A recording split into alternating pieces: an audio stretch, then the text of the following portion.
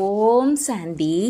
இன்றைய முரளி 8 மே 2025. பாப்தாதா, மதுபன். இனிய குழந்தைகளே, ஆத்ம அபிமானியாகி தந்தையை நினைவு செய்தால் நினைவு பலம் சேமிப்பாகும். நினைவு பலத்தால் நீங்கள் முழு உலகின் ராஜ்யத்தை பெற முடியும். கேள்வி: குழந்தைகளின் நினைவிலும் கனவிலும் இல்லாத எந்த ஒரு விஷயம் நடைமுறைக்கு வந்திருக்கிறது? பதில்: நாம் பகவானிடமிருந்து ராஜயோகம் கற்று உலகின் எஜமானராவோம், ராஜ்யத்திற்காக கல்வி பயில்வோம் என்பது உங்கள் நினைவிலும் கனவிலும் இருக்கவில்லை. சர்வ சக்திவான் தந்தையிடமிருந்து பலம் பெற்று நாம் சத்யுக சுயராஜ்ய அதிகாரி ஆவோம் என்ற அளவற்ற மகிழ்ச்சி இப்போது உங்களிடம் இருக்கிறது. ஓம் சாந்தி. இங்கே பெண் குழந்தைகள் பயிற்சி தர அமர்கிறார்கள். உண்மையில் யார் ஆத்ம அபிமானியாகி தந்தையின் நினைவில் அமர்வார்களோ அவர்களே இங்கு அமர வேண்டும். ஒருவேளை நினைவில் அமரவில்லை என்றால் அவரை டீச்சர் என்று சொல்ல முடியாது. நினைவில் சக்தி இருக்கிறது, ஞானத்தில் சக்தி இருப்பது இல்லை. இதைதான் நினைவு பலம் என்று சொல்கிறார்கள். யோக பலம் என்பது சந்நியாசிகளின் வார்த்தை. தந்தை கடின வார்த்தைகளை பயன்படுத்துவது இல்லை. குழந்தைகளே, இப்போது தந்தையை நினைவு செய்யுங்கள் என்று தந்தை சொல்கிறார். அப்படி சிறு குழந்தைகள் தாய் தந்தையை நினைவு செய்கிறார்கள் தானே? அவர்கள் தேகதாரிகள். குழந்தைகள், நீங்கள் விசித்திரமானவர்கள். இந்த சித்திரம் உங்களுக்கு இங்கே கிடைக்கிறது. நீங்கள் விசித்திர தேசத்தில் இருப்பவர்கள். அங்கே சித்திரம் இருப்பது இல்லை. நான் ஆத்மா என்பதை முதலில் நான் உறுதி செய்ய வேண்டும். அதனால்தான் குழந்தைகளே, ஆத்மா அபிமானி ஆகுங்கள். தான் ஆத்மா என்பதை உறுதி செய்யுங்கள் என்று தந்தை சொல்கிறார். நீங்கள் நிர்வாண தேசத்தில் இருந்து வந்திருக்கிறீர்கள். அது ஆத்மாக்கள் உங்கள் எல்லோருக்கும் வீடாக இருக்கிறது. இங்கே பாகத்தை நடிக்க வருகிறீர்கள். முதலில் வருவது யார்? இதுவும் உங்கள் புத்தியில் இருக்கிறது. இந்த ஞானம் உடையவர் உலகில் யாரும் இல்லை. நீங்கள் படித்திருக்கும் சாஸ்திரங்கள் போன்ற எல்லாவற்றையும் மறந்துவிடுங்கள் என்று இப்போது தந்தை சொல்கிறார். கிருஷ்ணருக்கு மகிமை, இன்னாருக்கு மகிமை என எவ்வளவு மகிமை செய்கிறார்கள். காந்திக்கும் எவ்வளவு புகழ் பாடுகிறார்கள். அவர் ராம் ராஜ்யத்தை படைத்துவிட்டு சென்றதைப் போல சொல்கிறார்கள். ஆனால் ஆதி சனாத்தன ராஜாராணி ராஜ்யத்திற்கு எந்த சட்டம் இருந்ததோ, பாபா ராஜயோகத்தை கற்பித்து எந்த ராஜாராணி முறையை உருவாக்கினாரோ அந்த ஈஸ்வரிய பழக்க வழக்கங்களை நொறுக்கிவிட்டார்கள் என்பது சிவ பகவான் வாக்கு. எங்களுக்கு மன்னராட்சி தேவையில்லை, எங்களுக்கு மக்களே ஆளும் ஆட்சி தேவை என்று சொன்னார். இப்போது அதற்கு என்ன நிலை ஏற்பட்டு இருக்கிறது? துக்கமே துக்கம். சண்டை சச்சரவு செய்து கொண்டே இருக்கிறார்கள். அநேக வழிகள் ஆகிவிட்டன. இப்போது குழந்தைகள், நீங்கள் ஸ்ரீமத்துப்படி ராஜ்யத்தை பெறுகிறீர்கள். உங்களிடம் அவ்வளவு சக்தி இருக்கும். அதனால் அங்கே இராணுவ படைகள் எதுவும் இருக்காது. பயப்பட எந்த விஷயமும் இருக்காது. இந்த லட்சுமி நாராயணரின் ராஜ்யம் இருந்தது, அத்வைத் ராஜ்யம் இருந்தது. கை தட்டுவதற்கு இரண்டே இருக்காது. அதை அத்வைத் ராஜ்யம் என்று சொல்கிறார்கள். குழந்தைகள், உங்களை தந்தை தேவர்களாக மாற்றுகிறார். பிறகு ராவணனால் தேவரிலிருந்து அசுரராகிறீர்கள். பாரதவாசிகள் நாம் முழு உலகத்திற்கும் அதிபர்களாக இருந்தோம் என்பது இப்போது குழந்தைகள் உங்களுக்கு தெரியும். நினைவு பலத்தால் மட்டுமே உங்களுக்கு உலக ராஜ்யம் கிடைத்தது. இப்போது மீண்டும் கிடைக்கிறது. நினைவு பலத்தால் மட்டும் ஒவ்வொரு கல்பமும் கிடைக்கிறது. படிப்பிலும் பலம் இருக்கிறது. வழக்கறிஞர் ஆகிறார்கள். அது பலம் இல்லையா? அது சில்லறை காசின் பலம். நீங்கள் யோக பலத்தால் உலகின் மீது ராஜ்யம் செய்கிறீர்கள். சர்வசக்திவான் தந்தையிடமிருந்து பலம் கிடைக்கிறது. பாபா, நாங்கள் கல்பமாக உங்களிடமிருந்து சத்தியுக சுயராஜ்யத்தை பெறுகிறோம், பிறகு இழக்கிறோம், பிறகு பெறுகிறோம் என்று நீங்கள் சொல்கிறீர்கள். உங்களுக்கு முழு ஞானமும் கிடைத்து இருக்கிறது. இப்போது நாம் ஸ்ரீமத்துப்படி உயர்ந்த உலக ராஜ்யத்தை பெறுகிறோம். உலகமும் உயர்வாக மாறிவிடுகிறது. இந்த படைப்பவர் மற்றும் படைப்பின் ஞானம் இப்போது உங்களிடம் இருக்கிறது. நாம் எப்படி ராஜ்யத்தை பெற்றோம் என்ற ஞானம் இந்த லட்சுமி நாராயணரிடம் இருக்காது. இங்கே நீங்கள் படிக்கிறீர்கள், பிறகு அங்கே சென்று ஆட்சி செய்வீர்கள். யாராவது நல்ல செல்வந்தரின் வீட்டில் ஒருவர் பிறவி எடுத்தால், இவர் முந்தைய பிறவியில் நல்ல காரியம் செய்திருக்கிறார், தான புண்ணியம் செய்திருக்கிறார் என்று சொல்லுவார். கர்மம் எப்படியோ அப்படியே பிறவி கிடைக்கிறது. இப்போது இருப்பது ராவண ராஜ்யம். இங்கே எந்த செயல் செய்தாலும் அது விகர்மம் ஆகிறது. ஏணியில் இறங்கியே வர வேண்டும். மிக பெரிய மிக உயர்ந்த தேவி தேவர் தர்மத்தை சேர்ந்தவர்களும் ஏணியில் இறங்க வேண்டும். சதோ ரஜோ தமோ நிலையில் வர வேண்டும். ஒவ்வொரு பொருளும் புதியதிலிருந்து பழையதாக மாறுகிறது. அதனால் இப்போது குழந்தைகள் உங்களுக்கு அளவற்ற மகிழ்ச்சி இருக்க வேண்டும். நாம் உலகின் அதிபராவோம் என்பது உங்கள் நினைவிலும் கனவிலும் இருக்கவில்லை. இந்த லட்சுமி நாராயணரின் ஆட்சி உலகம் முழுவதும் இருந்தது. பாரதவாசிகளுக்கு தெரியும். பூஜைக்கு உரியவர்களாக இருந்தவர்கள் பிறகு பூஜாரிகளாக மாறினார்கள். நீங்களே பூஜைக்கு உரியவர்கள், நீங்களே பூஜாரிகள் என்று பாடப்படுகிறது. இப்போது உங்கள் புத்தியில் இது இருக்க வேண்டும். இந்த நாடகம் மிக அதிசயமாக இருக்கிறது. நாம் எப்படி 84 பிறவிகளை பெறுகிறோம் என்பது யாருக்கும் தெரியாது. சாஸ்திரங்களில் 84 லட்சம் பிறவிகள் என எழுதிவிட்டார்கள். இவையெல்லாம் பக்தி மார்க்க பொய்கள் என்று தந்தை சொல்கிறார். ராவண ராஜ்யம் இல்லையா? ராமராஜ்யம் எப்படி இருக்கும், ராவண ராஜ்யம் எப்படி இருக்கும் என்பது குழந்தைகள் உங்களைத் தவிர வேற யாருடைய புத்தியிலும் இல்லை. ராவணனை ஒவ்வொரு வருடமும் எரிப்பதால் அவன் விரோதி தானே. 5 விகாரங்கள் மனிதனின் விரோதி. ராவணன் யார், அவனை ஏன் எரிக்கிறார்கள் என்பது யாருக்கும் தெரியாது. நாம் இப்போது புருஷோத்தமர்களாக மாறிக்கொண்டு இருக்கிறோம் என்பது யார் தம்மை சங்கம யுகத்தார் என உணர்ந்து இருக்கிறார்களோ அவர்களின் நினைவில் இருக்கும். பகவான் நமக்கு ராஜயோகம் கற்பித்து நரனிலிருந்து நாராயணராக, தாழ்ந்தவரிலிருந்து உயர்ந்தவராக மாற்றுகிறார். நமக்கு மிக உயர்ந்த நிராகார பகவான் பாடம் கற்பிக்கிறார் என்பது குழந்தைகள் உங்களுக்கு தெரியும். அதனால் எவ்வளவு அளவற்ற மகிழ்ச்சி இருக்க வேண்டும். நாம் மாணவர்கள் என்பது பள்ளிக்கூட மாணவர்களின் புத்தியில் இருக்கும். அங்கே பாடம் கற்பிப்பவர் சாதாரண டீச்சர். இங்கேயோ பகவான் உங்களுக்கு கற்பிக்கிறார். எப்போது படிப்பால் இவ்வளவு உயர்ந்த பதவி கிடைக்குமோ அப்போது எவ்வளவு நன்றாக படிக்க வேண்டும். இது மிக எளிது. காலையில் அரை அல்லது 3/4 மணி நேரம் மட்டும் படிக்க வேண்டும். நாள் முழுவதும் தொழில் போன்றவற்றில் நினைவு மறக்கிறது. அதனால் காலையில் இங்கே வந்து நினைவில் அமர்கிறீர்கள். பாபா, நீங்கள் எங்களுக்கு கற்பிக்க வந்திருக்கிறீர்கள். நீங்கள் 5000 வருடங்களுக்கு பிறகு வந்து கற்பிப்பது இப்போது எங்களுக்கு தெரியும் என்று மிகுந்த அன்போடு தந்தையை நினைவு செய்யுங்கள் என்று சொல்லப்படுகிறது. தந்தையிடம் குழந்தைகள் வரும்பொழுது முன்னால் எப்போதாவது சந்தித்து இருக்கிறீர்களா என்று தந்தை கேட்கிறார். சாது, சந்நியாசி போன்ற யாரும் அப்படி கேட்க முடியாது. அங்கே சத் சங்குகளில் யார் வேண்டுமானாலும் போய் உட்கார்ந்து கொள்ளலாம். பலர் இருப்பதை பார்த்து எல்லோரும் உள்ளே நுழைகிறார்கள். நாம் கீதை, ராமாயணம் போன்றவற்றை எவ்வளவு மகிழ்ச்சியோடு சென்று கேட்டோம் என்பதை நீங்களும் இப்பொழுது புரிந்து கொள்கிறீர்கள்.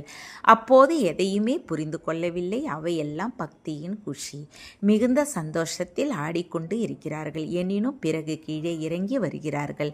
விதவிதமாக அட்டியோகம் போன்றவற்றை செய்கிறார்கள். உடல் ஆரோக்கியத்திற்காகவே எல்லாவற்றையும் செய்கிறார்கள். இவையெல்லாம் பக்தி மார்க்க பழக்க வழக்கங்கள் என்று தந்தை புரிய வைக்கிறார். படைப்பவர் மற்றும் படைப்பை பற்றி ஒருவருக்கும் தெரியாது. பிறகு என்னதான் இருக்கிறது? படைப்பவர் மற்றும் படைப்பை அறிவதால் நீங்கள் என்ன ஆகிறீர்கள்? அறியாததால் நீங்கள் என்ன ஆகிறீர்கள்? அறிவதால் நீங்கள் செல்வந்தராகிறீர்கள். அறியாததால் அதே பாரதவாசிகள் நீங்கள் வறியவராகிறீர்கள்.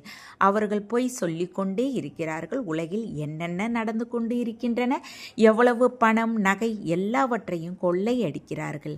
அங்கே நாம் தங்கத்தால் மாளிகை கட்டுவோம் என்பது இப்போது குழந்தைகள் உங்களுக்கு தெரியும். சட்டம் போன்றவற்றை படிக்கும்பொழுது நான் இந்த தேர்வில் பாஸாகி இதை செய்வேன், வீடு கட்டுவேன் என்பது அவரது மனதில் இருக்கும். நாம் சொர்க்கத்தின் இளவரசர், இளவரசி ஆவதற்காக படிக்கிறோம் என்பது ஏன் உங்கள் புத்தியில் வருவதில்லை? மகிழ்ச்சி எவ்வளவு இருக்க வேண்டும். எனினும் வெளியே சென்றவுடனே மகிழ்ச்சி மறைந்து விடுகிறது. சின்ன சின்ன பெண் குழந்தைகள் இந்த ஞானத்தில் ஈடுபடுகிறார்கள். உறவினர்கள் எதையும் புரிந்து கொள்வது இல்லை. இதை மாய மந்திரம் என்று சொல்கிறார்கள். பிறகு நாங்கள் படிக்க விட மாட்டோம் என்றும் சொல்கிறார்கள். இந்த சூழ்நிலையில் நீங்கள் எதுவரை மைனராக இருப்பீர்களோ அதுவரை அம்மா அப்பா சொல்வதை கேட்க வேண்டும். உங்களை எங்களோடு சேர்த்து கொள்ள முடியாது. அதனால் மிகுந்த பிரச்சனைகள் ஏற்படும். ஆரம்பத்தில் எவ்வளவு பிரச்சனைகள் ஏற்பட்டது. எனக்கு 18 வயது முடிந்துவிட்டது என்று மகள் சொன்னார். இல்லை, 16 வயது ஆகிறது, மைனர் தான் என்று சொல்லி தந்தை தகராறு செய்து பிடித்து இழுத்து சென்றார். மைனர் என்றால் தந்தை சொல்படி நடக்க வேண்டும். மேஜர் என்றால் என்ன வேண்டுமானாலும் செய்யலாம். அப்படி சட்டம் இருக்கிறது. நீங்கள் எப்போது தந்தையிடம் வருகிறீர்களோ அப்போது தமது லௌகீக தந்தையிடமிருந்து அனுமதி கடிதம் பெற்று வர வேண்டும் என்பது சட்டம். பிறகு நடத்தையும் பார்க்க வேண்டியிருக்கிறது. நடத்தை சரியில்லை என்றால் திரும்பி போக வேண்டும். விளையாட்டிலும் அப்படி இருக்கிறது. சரியாக விளையாடவில்லை என்றால் வெளியே போக சொல்வார்கள். மானத்தை வாங்காதீர்கள் என்பார்கள். நாம் யுத்த மைதானத்தில் இருக்கிறோம் என்பது இப்போது குழந்தைகள் உங்களுக்கு தெரியும். ஒவ்வொரு கல்பமும் தந்தை வந்து நம்மை மாயாவை வெற்றி பெற வைக்கிறார். தூய்மையாக மாறுவதே முக்கிய விஷயம். விகாரத்தால் அழுக்கானீர்கள். காமம் மகா சத்ரு என்று தந்தை சொல்கிறார். அது முதலிடை கடை துன்பம் கொடுக்கிறது. யார் பிராமணராகிறாரோ அவரே பிறகு தேவி தேவர் தர்மத்தில் வருவார். பிராமணர்களும் நம்பர்வார் இருக்கிறார்கள். தீபத்தை நோக்கி வீட்டில் பூச்சிகள் வருகின்றன. சில தீபத்தில் விழுந்து பலியாகின்றன. சில சுற்றிவிட்டு சென்று விடுகின்றன. இங்கும் வருகிறார்கள். சிலர் முழுமையாக பலியாகிறார்கள். சிலர் கேட்டுவிட்டு சென்று விடுகிறார்கள். பாபா, நாங்கள் உங்கள் உடையவர்கள் என்று இரத்தத்திலும் முன்னர் எழுதி கொடுத்தார்கள். இருந்தும் மாயா அவர்களை தோற்கடித்து விட்டது. அந்த அளவு மாயாவின் யுத்தம் நடக்கிறது. இதையே யுத்த ஸ்தலம் என்று சொல்லப்படுகிறது. இதையும் நீங்கள் புரிந்து கொள்கிறீர்கள். பரமபிதா பரமாத்மா பிரம்மா மூலமாக அனைத்து வேத சாஸ்திரங்களின் சாரத்தை புரிய வைக்கிறார். நிறைய சித்திரங்கள் உருவாக்கப்பட்டு இருக்கின்றன. நாரதரின் உதாரணமும் இந்த நேரத்திற்கே இருக்கிறது. நாங்கள் லட்சுமி அல்லது நாராயணர் ஆவோம் என்று எல்லோரும் சொல்கிறார்கள். அதற்கு நாம் தகுதி உடையவராக இருக்கிறோமா? நமக்குள் எந்த விகாரமும் இல்லைதானே என்று தனக்குள் பாருங்கள் என்று தந்தை சொல்கிறார். எல்லோரும் நாரதரை போல பக்தராக இருக்கிறார்கள். இது ஒரு உதாரணமாக எழுதப்பட்டு இருக்கிறது. நாங்கள் லட்சுமியை மனம் முடிக்க வேண்டுமா என்று பக்தி மார்க்கத்தை சேர்ந்தவர்கள் கேட்கிறார்கள். முடியாது என்று தந்தை சொல்கிறார். எப்போது ஞானத்தை கேட்பீர்களோ அப்போது சத்கதி பெற முடியும். பதித்த பாவனர் நானே, அனைவருக்கும் சத்கதி கொடுக்கிறேன். நம்மை ராவண ராஜ்யத்தில் இருந்து இப்போது தந்தை விடுவிக்கிறார் என்பதை நீங்கள் புரிந்து இருக்கிறீர்கள். அது உலகிய யாத்திரை. மன்மனா பவ என்பது பகவான் வாக்கு, அவ்வளவுதான். இதில் அலைந்து திரியும் விஷயமே இல்லை. அவை பக்தி மார்க்க அலைச்சல்கள். அரைக்கல்பம் பிரம்மாவின் பகல், அரைக்கல்பம் பிரம்மாவின் இரவு. பிராமணர்கள் நம் அனைவருக்கும் இப்போது அரைக்கல்பம் பகலாக போகிறது. நாம் சுகதாமத்தில் இருப்போம். அங்கே பக்தி இருக்காது என்பதை நீங்கள் புரிந்திருக்கிறீர்கள். நாம் எல்லோரையும் விட பெரிய செல்வந்தராகிறோம் என்பது இப்போது குழந்தைகள் உங்களுக்கு தெரியும். அதனால் எவ்வளவு மகிழ்ச்சி இருக்க வேண்டும். முதலில் நீங்கள் எல்லோரும் கரடு முரடான கற்களாக இருந்தீர்கள். இப்போது தந்தை உங்களை பட்டை தீட்டுகிறார். பாபா நகை வியாபாரியாகவும் இருக்கிறார். நாடகப்படி தந்தை அனுபவி ரதத்தை பெற்றிருக்கிறார். கிராமத்து சிறுவன் என பாடலும் இருக்கிறது. ஸ்ரீகிருஷ்ணர் எப்படி கிராமத்து சிறுவனாக முடியும்? அவர் சத்தியுகத்தில் இருந்தார். அவரை ஊஞ்சலில் வைத்து ஆட்டுகிறார்கள், கிரீடம் அணிவிக்கிறார்கள். பிறகு கிராமத்து சிறுவன் என்று ஏன் சொல்கிறார்கள்? கிராமத்து சிறுவனாக இருப்பவர் ஷாம் இப்போது சுந்தராக மாற வந்திருக்கிறார். தந்தை ஞானத்தால் பட்டை தீட்டுகிறார். இந்த சத்திய சங்கம் ஒவ்வொரு கல்பமும் கல்பத்தில் ஒரே ஒரு முறை கிடைக்கிறது.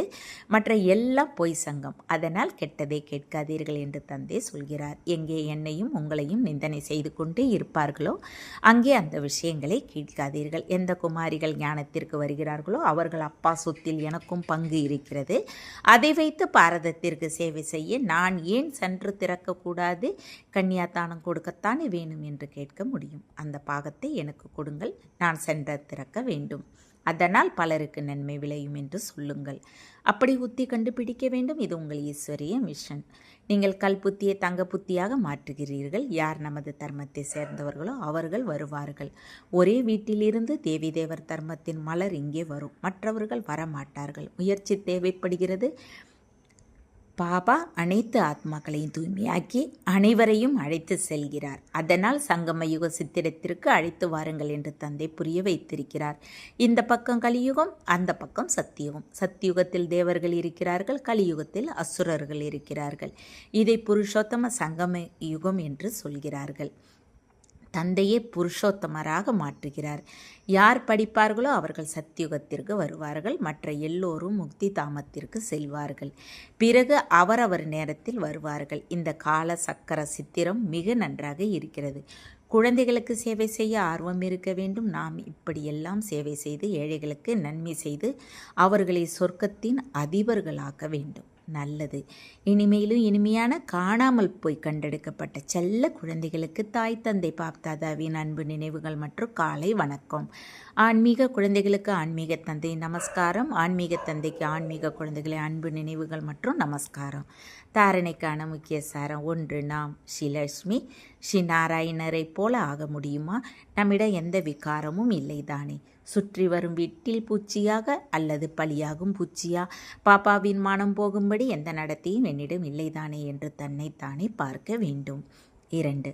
அளவற்ற மகிழ்ச்சியில் இருப்பதற்கு அதிகாலை அன்போடு தந்தையை நினைவு செய்ய வேண்டும் மற்றும் படிப்பை படிக்க வேண்டும். பகவான் நமக்கு கல்வி கற்பித்து புருஷோத்தமராக மாற்றுகிறார். நாம் சங்கம யுகத்தில் இருக்கிறோம் என்ற போதே இருக்க வேண்டும். வரதானம்: அனைத்து குணங்களின் அனுபவத்தால் தந்தையை பிரதர்ஷம் செய்யும் அனுபவி மூர்த்தி ஆகுங்க.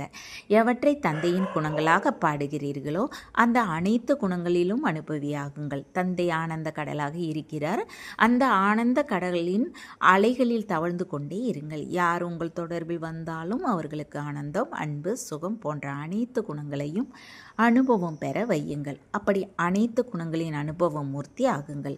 அப்போது உங்கள் மூலமாக தந்தையின் முகம் பிரதட்சமாகும். ஏனென்றால் மகான் ஆத்மாக்கள் நீங்களே பரமாத்மாவை தமது அனுபவ மூர்த்தியால் பிரதட்சம் செய்ய முடியும். ஸ்லோகன்: காரணத்தை காரணத்தை நிவாரணமாக மாற்றி அசுபமான விஷயத்தையும் சுபமாக்கி பாருங்கள். அவ்யக்த செய்கை: ஆன்மீக ராயல்டி மற்றும் பியூரிட்டியின் பர்சனாலிட்டியை தாரணை செய்யுங்கள். பிராமண வாழ்வின் உயிர்த்தானமாக இருப்பது பவித்திரம். ஆதி அனாதி சொரூபமே பவித்திரம். நான் ஆதி அனாதி பவித்திர ஆத்மா என்ற நினைவு வந்துவிட்டது. நினைவு வருவது என்றால் பவித்திரத்தின் சக்தி வருவது. நினைவு சொரூப சக்தி, சொரூப ஆத்மாக்களின் உண்மையான சமஸ்காரம் பவித்திரம். அதனால் உண்மையான சமஸ்காரத்தை எமர்ஜி செய்து இந்த பவித்திரத்தின் பர்சனாலிட்டியை தாரணை செய்யுங்கள். ஓம் சாந்தி. தேங்க்ஸ் பாப்பா.